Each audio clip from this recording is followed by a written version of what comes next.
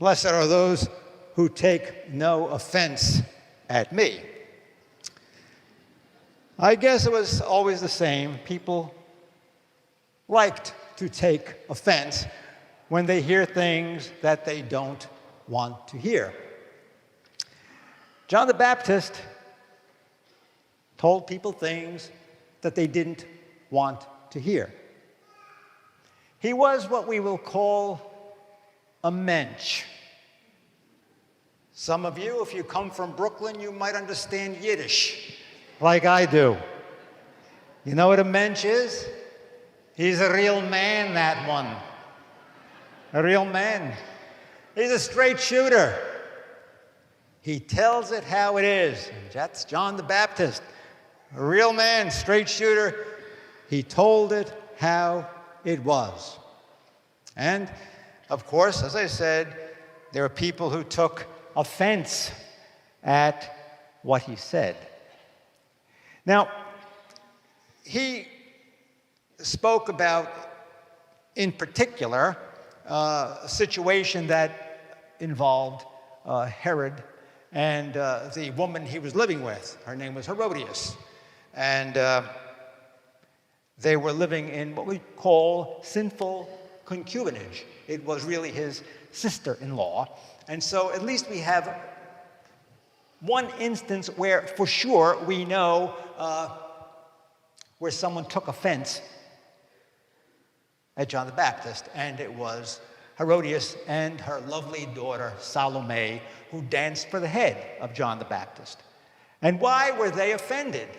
Well, he dared to say, "Madam, you are living in adultery." And so they got offended.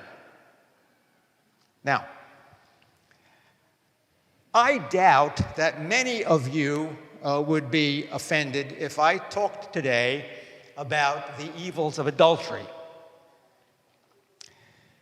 However, one never knows. I'm continually amazed with what we condemned in the past is now celebrated today.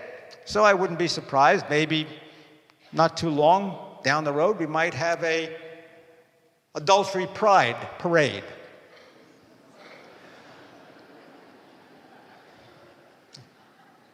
We'll see. I hope I'm wrong. We'll see. Suppose John the Baptist came back today. What are some of the things that you think that the Baptist might be challenging people on?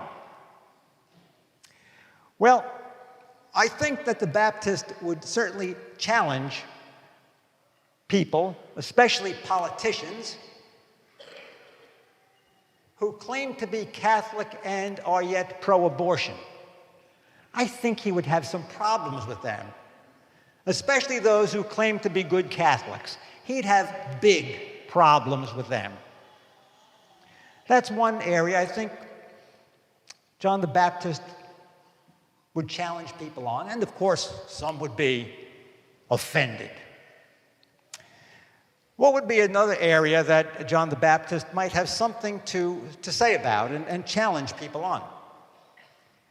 Maybe the celebration of disordered sexual expression, LGBTQ+. Maybe John the Baptist would have a problem with that. I just saw over the recent days that even the Hallmark Channel, which is supposed to be family-oriented, had a commercial with two brides kissing each other. And the 1 Million Moms organization, they protested, and now Hallmark says, well, we're going to pull the commercial. I think John the Baptist might have a problem with that. What else might he have a problem with? Some of you may have been reading in the papers, watching on television. There was what we call the Synod of the Amazon. It took place in Rome last month. And as part of the preparation, they had a prayer service, and they wheeled into the Vatican, a pagan statue called Pachamama. Pachamama is a fertility goddess from the Amazon. I think John the Baptist might have a problem with that. Remember the first commandment, I am the Lord thy God, thou shalt not have strange gods before me? I think that's a problem. He challenged the politicians on abortion. He challenged the politically correct culture. He challenges church leaders, the Pharisees and the Sadducees, worshiping false gods, bringing false images into the church. And he challenges individuals. He challenges individuals. Let me give you an example. Over the last week, it has come to my attention through the media that Sean Hannity, some of you might have heard of him. Sean Hannity has announced that he is no longer a Catholic because of mismanagement in the Catholic Church. But now that he left, he says he feels closer to Jesus than ever. You know what that's called? A fake, phony fraud. That's what it's called, a fake, phony fraud. Any organization, especially a big organization, and especially one that is as old as the Catholic Church, is bound to experience mismanagement, sometimes greater than others. But you don't leave the church. You stay. It's like leaving the family, saying, look, my family's messed up, but I got to stay and put the family back together again. And then to announce it scandalizes people. And other people say, well, maybe he has a point. He does not have a point. The church is the church instituted by Christ. Within the church, we have all the doctrines, all the revelation that God gives us to help us toward our salvation, and all the sacraments that God gives us to help us to get to heaven. So, John the Baptist would challenge those fake, phony frauds who think they're making a statement by leaving the Catholic Church. The people who are for real are the people who stay and work to make the situation better. Now, John the Baptist